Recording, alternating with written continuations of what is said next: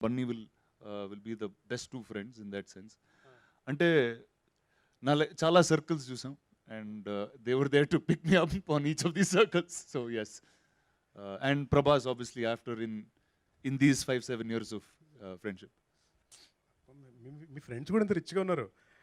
Okay, best advice you ever got from your Yaari? బా ఏం advice బా అంత ఇన్ని సంవత్సరాల తర్వాత కూడా ద బెస్ట్ అడ్వైస్ ఇచ్చిన యారీ? చాలా ఉన్నాయి, ఆలోచిస్తున్నాను. ఓపెన్ చేయండి. In the last few days or last few months. చెప్పాను, లాస్ట్ ఫ్యూ మంత్స్ అందరూ పెళ్ళైంది కాబట్టి షాక్లో ఉన్నారు తప్పితే వాళ్ళు అడ్వైస్ ఇవ్వడం మానేశారు ఇంకా. But I think Bunny is somebody who gives me great advice all the time. Anything specific please? అంటే చాలా ఇంట్రెస్టింగ్ ఉంటాయండి తన యానిక్డోట్స్. ఎలా ఉంటాయంటే, ఒకసారి నేను పూరి జగన్నాథ్ గారితో సినిమా చేస్తున్నా, నేను నా రాక్షసిని, మెనీ ఇయర్స్ బ్యాక్. అది జస్ట్ లీడర్ అయిపోయింది, దమ్మారుదమ్ అయిపోతుంది. ఆ టైంలో క్లాప్ బోర్డ్ వెనకాల నుంచి నాతో ఒక మాట చెప్పాడు, అరే ఇక్కడ వరకు ఏదో స్కెచ్లు వేసుకుని వచ్చేసావు, ఇక్కడి నుంచి స్కిల్ లేకపోతే దొబ్బదు అన్నాడు. సో ఇలాంటివన్నీ, so he's like a mirror on the wall for me అండి. ఇలాంటి టపా టపా అని చెప్తాను. ఈ లైన్ అయితే please once more please once more చెప్పాల్సిందే మీరు. అది అరే ఇక్కడ వరకు ఏదో స్కెచ్లు వేసుకుని వచ్చేసావు, ఇక్కడి నుంచి స్కిల్ లేకపోతే దొబ్బదు. Tarak, Allu Arjun, Ram Charan. Come on, they come from great families too. Why that effort? Why that effort? Right. It's because the way fans follow them, isn't it? Can't even believe the way they dance till now. So, it's great. Cine lovers, Bunny గారికి ఒక చిన్న love letter. ప్రియాతి ప్రియమైన బన్నీ గారికి 3 చుక్కలు. నిన్నటిదాకా stylish స్టార్గా Telugu and Malayalam ఆడియన్స్ని ఉర్రు తొలగించారు కామ. ఈరోజు పుష్పతో ఇండియా వైడ్ ప్రతి ఒక్కరిని షేక్ ఆడించబోతున్నారు. Full stop. మీరు ఎక్కడికి వెళ్ళినా ఏం చేసినా మా అభిమానం ఎప్పుడూ మీతో ఉంటుంది. అండర్లైన్. అలాగే చావు కబురు చెల్లగా సినిమాని కూడా బ్లాక్ బస్టర్ చేస్తాం బ్రాకెట్లో. రెడ్ ఇంక్లో ఉంటాము, బ్లూ ఇంక్లో తెలుగు సినీ ప్రేక్షకులు. Thank you so much. గర్వం నావాడు అన్నది గొప్ప ఫీలింగ్. మేమందరం కూడా గర్వపడేలాగా తను కష్టపడుతున్నాడు. బన్నీ చిన్నప్పటి నుంచి కష్టాలైనటువంటి కర్ణాటక, తమిళనాడు, ముఖ్యంగా కేరళలో, మరీ ముఖ్యంగా కేరళలో కూడా తన యొక్క ప్రభావం చూపిస్తూ ఆ రకంగా ఎంతోమంది లక్షలాది మంది అభిమానులు సంపాదించుకున్న బన్నీ ఎంతో అభినందనీయుడు. తను చూసి నిజంగా నేను గర్వపడుతున్నాను. ఈ మాట అంటానికి ఎంతో సంతోషిస్తున్నాను. అల్లు అర్జున్ గారి మొదటి సినిమా తర్వాత ఆర్య సినిమా నాకు చాలా ఇష్టమైన సినిమా. చాలా బాగుండే సినిమా చూస్తున్నాను. తర్వాత మిగతా సినిమాలు ఇవన్నీ చూసినా నాకు తన ఎదుగుదల కానీ ఇవన్నీ కానీ ఆనందం కలిగింది. అలాగే ముందు అల్లు అర్జున్ గారు మంచి సినిమాలు చేయాలి. ఆయన చేసిన సినిమాలన్నీ గొప్ప విజయాలు సాధించాలి. వాళ్ళ తల్లిదండ్రులకి,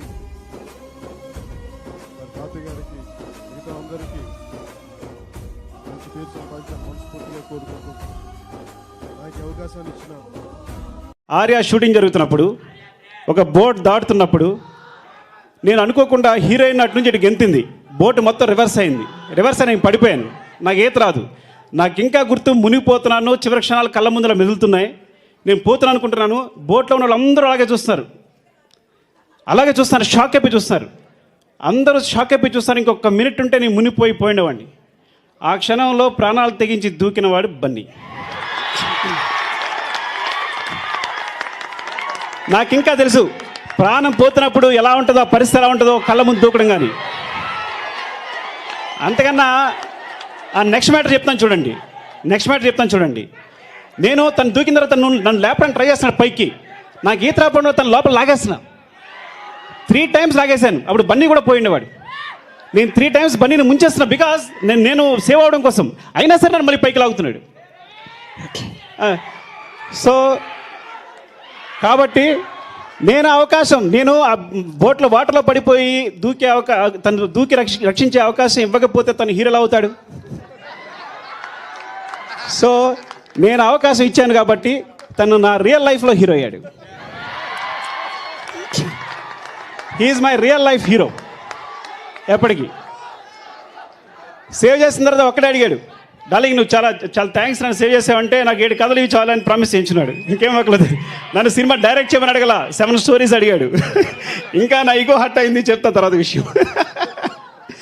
థ్యాంక్ యూ డార్లింగ్. అందరికీ తెలుసు బన్నీ బాగా యాక్ట్ చేస్తాడు, లేదంటే డాన్స్ చేస్తాడు, ఫైట్ చేస్తాడని. ఇవి కాకుండా 100 క్వాలిటీస్ బన్నీలో ఉన్నాయి. అంటే సినిమా మీద ఉన్న ఇంట్రెస్ట్ కానీ, డెడికేషన్ కానీ, బన్నీ బాడీలో తను సూపర్ స్టార్ అనేది నేను ఎప్పుడు చూడలేదు. బన్నీ బాడీలో అరవింద్ గారి అబ్బాయి నేను ఎప్పుడు చూడను. ప్రొడ్యూసర్స్ హీరో,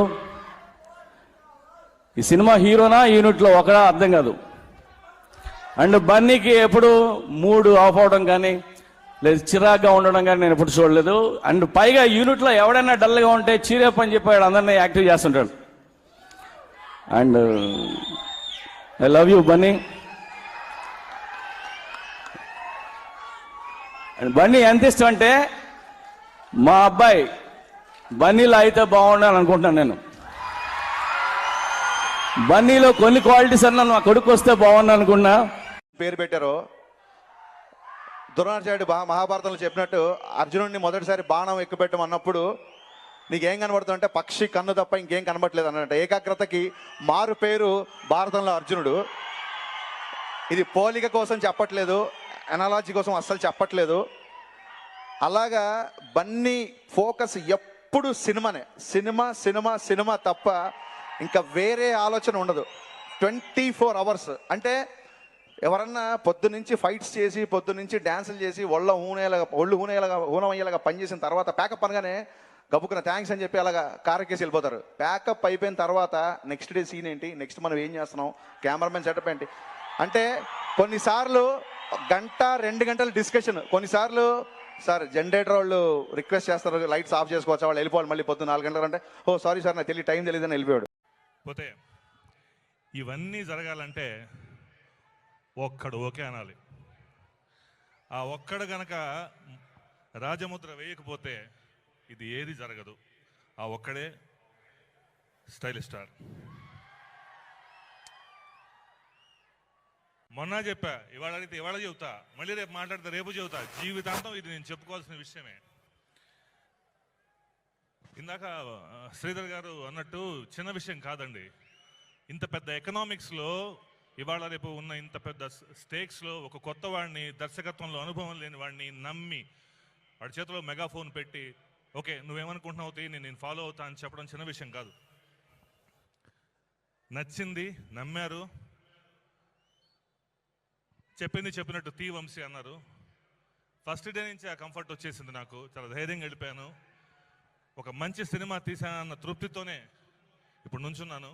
ఐ థింక్ మీ నమ్మకాన్ని నిలబెట్టాను అనుకుంటున్నాను సార్. ఇందాక నాగబాబు గారు 2 విషయాలు చెప్పారు. ఒకటి ఆయన ఎలాంటి క్యారెక్టర్ చేశారు ఈ సినిమాలో అని. 2 ఆ క్యాప్ ట్రిక్ కాదండి. ఎన్ని రోజులు దానికోసం ఆయన ప్రాక్టీస్ చేసి కష్టపడ్డాడో నాకు తెలుసు. ఎవ్రీడే షూటింగ్ అయిపోవటం, ఈవినింగ్ ప్రాక్టీస్. పని రాక్షసుడు ఆయన. ఆ వచ్చిన వాళ్ళతో సార్ ఇది నిజంగానే ఏదైనా ట్రిక్లా చేద్దామా అంటే నో చేయకూడదు, గ్రాఫిక్స్ కాదు, అది చేద్దాం, నేను చేయలేకపోతే అప్పుడు మాట్లాడండి అదే అని కష్టపడి నేర్చుకుని మీరు చూసిన ప్రతి షాటు ఆయన సొంతంగా చేసిందే. మాట్లాడాల్సిన వ్యక్తి బన్నీ. ఎందుకంటే ఈ సినిమా కథ నేను అనుకున్నప్పుడు నా కోసం 6 నెలల పాటు ఏ పని లేకుండా మీరు హ్యాపీగా మీరు ఎన్నాళ్ళు కాలం ఉంటే అన్నాళ్ళు కథ చేయండి, కానీ మీరు సాటిస్ఫై అయ్యే వరకు మాత్రం సినిమా షూటింగ్ స్టార్ట్ చేయొద్దు, నా టైం వేస్ట్ అవుతుందని ఏం ఫీల్ అవ్వద్దు, I can wait for a good script అని చెప్పి నా కోసం చాలా ఓపిక్గా వెయిట్ చేసిన బన్నీ గారికి thank you sir, thanks a lot. And ఆ కథ చేసిన రోజునే కాదు, సినిమా చేస్తున్న ప్రతిరోజు he was there with me. ఎందుకంటే 42 మంది ఆర్టిస్టులతో ఈ సినిమాలో పనిచేసేటప్పుడు బేసిక్ ప్రొటాగనిస్ట్ సినిమాలో పనిచేసే ముఖ్య పాత్రధారి మనతో పాటు లేకపోతే ఈ సినిమాని ఇంత అనుకున్న టైంలో దీన్ని కంప్లీట్ చేయలేం. సో ఆ రకమైన సపోర్ట్ బన్నీ గారి దగ్గర నుంచి 100% లేకపోతే ఈ సినిమా ఈ టైంలో ఈ బడ్జెట్లో కంప్లీట్ అయ్యేది కాదు. సో అందుకని నేను మనస్ఫూర్తిగా ఆయనకి నా కృతజ్ఞతలు చెప్తున్నాను.